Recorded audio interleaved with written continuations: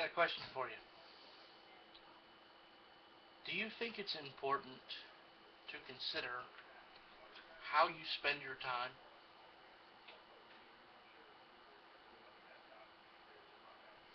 Well, from the standpoint of being a disciple of Christ, if we want to obey that first command, which is worship God with your whole heart, mind, soul, and spirit, how you spend your time becomes very important because that sets the tone to literally how much time of your life does Jehovah God actually have of you? How much time do you actually spend doing your Father's will?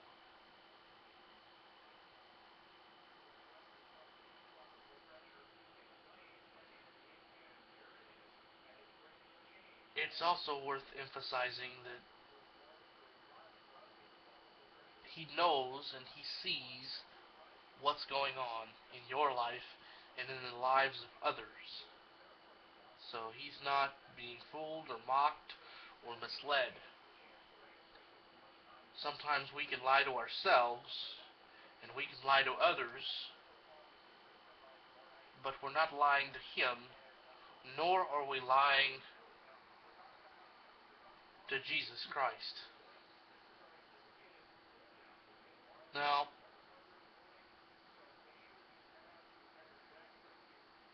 knowing that we should spend time doing the work and the will of a loving, living God, how does that really translate? What does that really mean? Does that mean that I have to volunteer at a soup kitchen, perhaps feed the hungry, or shelter the people who don't have any shelter, or, I don't know, give all my excess money away? What does that mean? Well, it depends on the desires of your heart. It depends on what Jehovah God put there and what He's asking you to do. For some, it means being loving towards your family first, enduring, patiently praying, and depending on God to move on their behalf, having Him help you to know what to say and when to say it, to bring water to the seeds that you plant every day in their proper time and season. Sometimes it's just doing what is right whenever it is asked of you.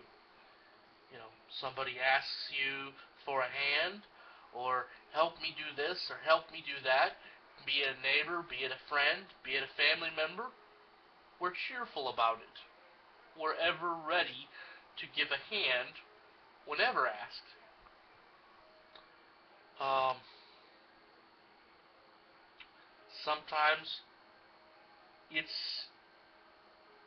feeding somebody who's hungry, taking your personal time, your personal food, your situation, and helping someone else who can't always pay you back out of the love, the joy, and the goodness of your heart. Sometimes it's easy to help people out of our abundance.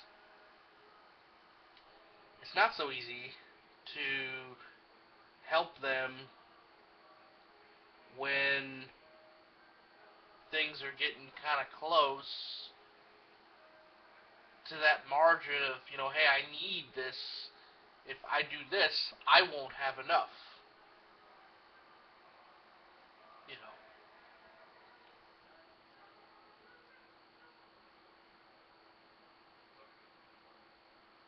I would urge you that the first thing that you should do is try to seek God wholeheartedly.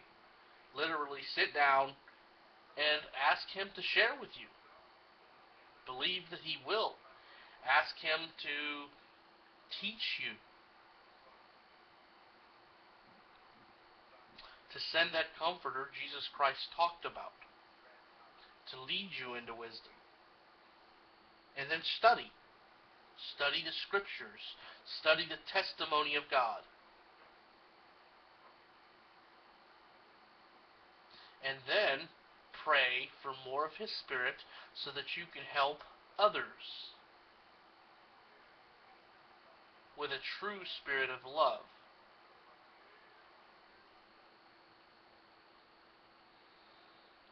See, that's some of what I've been doing.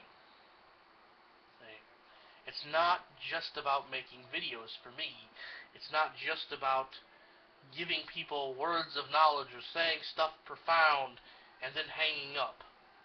It's about that endurance, that day-to-day relationship, that continuousness of, day in, day out, doing the right thing, being there, trying to pray, trying to lift people up in prayer, trying to do what I can do when it's in my ability to do so to help those around me.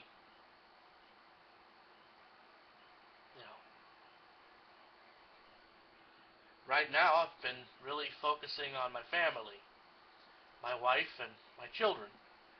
My son just turned, or he had a birthday today, so I find that kind of encouraging because he's becoming a young man, and I can see the fruit or the results of good spiritual training.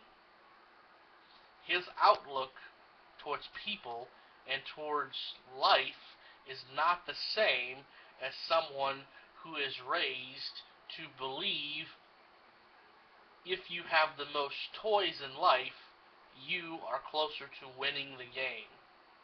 Or he who has the most gold makes the rules. I mean, there's a ton of other things that people say, but that's just not the way God says we are to be. Literally, He says the opposite of that. He says it's harder for a rich man to enter the kingdom of heaven than it is to pass a camel through the eye of a needle. Which is something I think about when everybody starts getting on this prosperity gospel bandwagon. It comes to my mind, and I'm like, wow, you're trying to get people to think about being rich when literally that's the furthest thing from God's mind.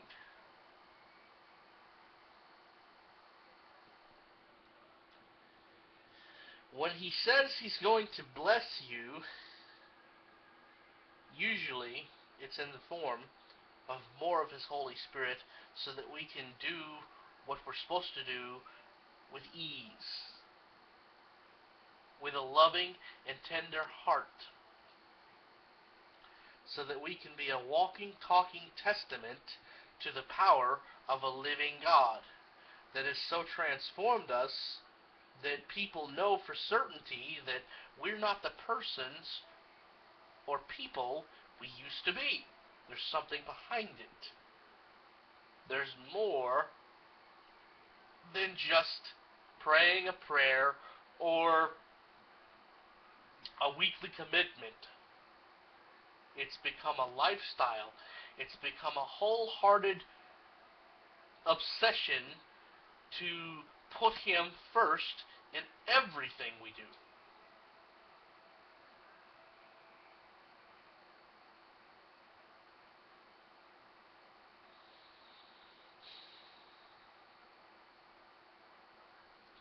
I pray that literally you get the sense of what I'm saying. If you don't, or you have questions, please feel free to email me or whatever. It's okay. Reach out, pray to Jehovah God. Ask Him to tell you what I'm talking about if you do not understand. And he will.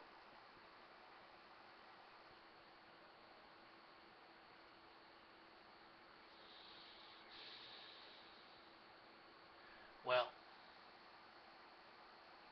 may your thinking conform to the mind of Christ, especially if you're claiming to be a Christian.